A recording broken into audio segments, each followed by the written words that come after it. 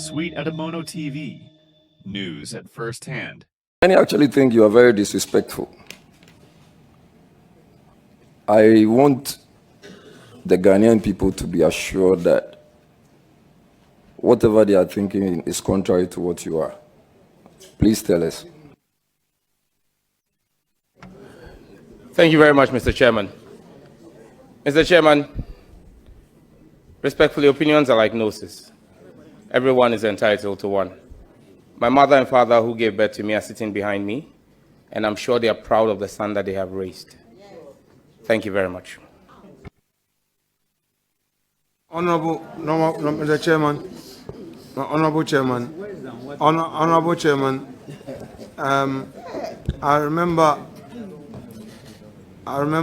my literature tutor taught me something. What you said, opinion is like gnosis. Is that correct? I just want. So what I'm saying, the literature is a simile, yeah? Yes. Simile. So like and as, you use that, those are similes, okay.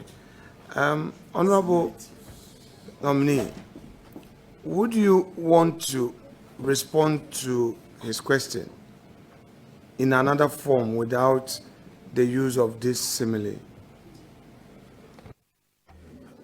Mr. Chairman, I have come to know the honorable member who asked the question recently.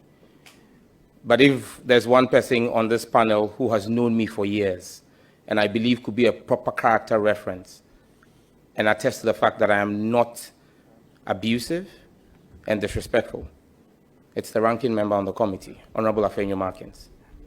And so, yes, I reiterate, I'm not a disrespectful person. I have opinions, I state them forcefully, but I am not disrespectful. Thank you.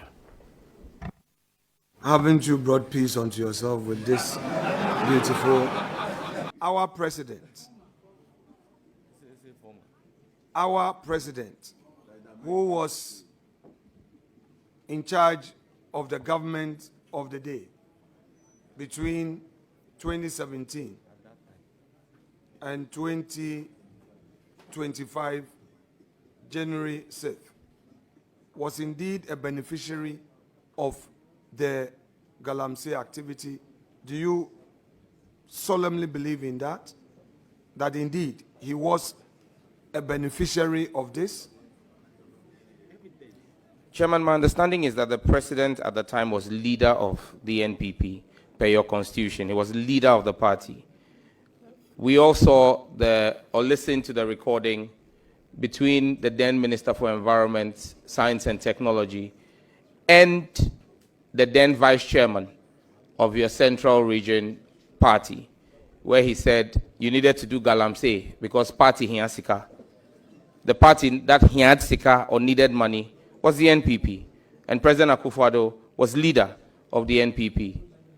If it walks like a duck, quacks like a duck, and has his kids in a row behind it like a duck, it is a duck.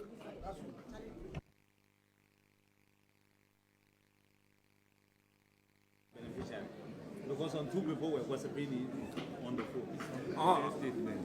Did you have the benefit of any secondary source of income? Mr. Chairman, I'm married to a very industrious woman. No, I don't get it. Please explain. I'm married to an industrious woman. Okay, so please explain to her, if you say you are married to an industrious woman, and that is the source of your secondary income, what exactly do you mean? I mean, my wife takes care of me. Very well.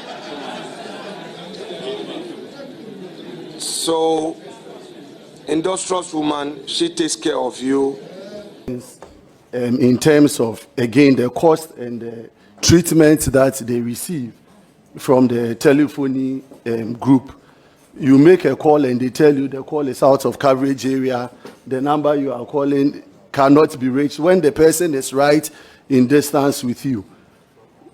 When you put all of these together and the cost that one needs to pay for such services, what are you going to do as a minister to assure Ghanaians that whatever cost we incur in these service areas receive the needed benefits of those calls? Thank you very much, Mr. Chairman. Once again, on the issue of voice calls, I think that the real issue with voice calls is not necessarily the cost, if I understand the market. It's what you've just pointed out in your follow-up, the quality of service.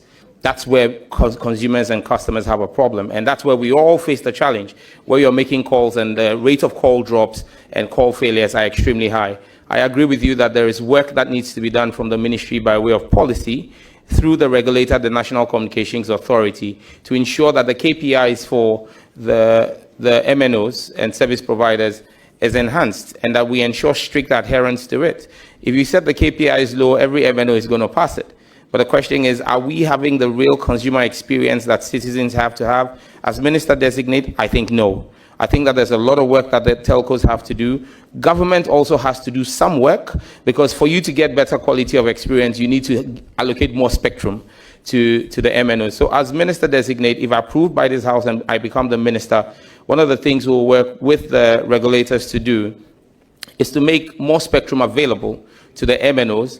However, we'll be raising the KPIs and ensuring that the standards are met. And I will not be a minister who will be afraid to impose fines on MNOs who fail to meet the quality of service. Ghanaians deserve the best quality of service, and we would crack the whip where necessary, but we would also support the MNOs to ensure that they get what is needed to provide us the best quality of service. I thank you.